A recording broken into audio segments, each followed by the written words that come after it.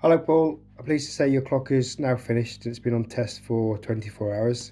Obviously you just need to pop the cylinder back into the case. Just to show you what I've done and for you for the future, you just take the back off. What I do a lot of now is I 3D printed these internal rings. So these are spacers.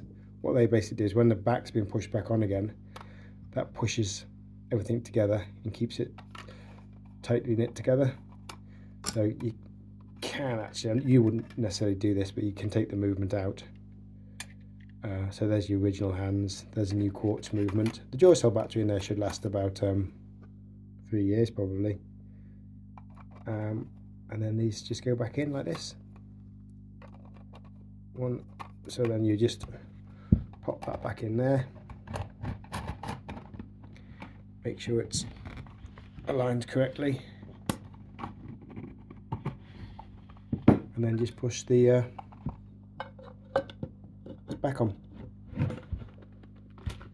That's it, all done. Thanks very much. There's payment details in the email, and I'll get that back to you probably on Monday. I'll probably send it to you on Monday. I'll leave it for just leave it on the weekend just to make sure it's that the hands are running freely and there's no problems. All right, thanks very much. Cheers, bye.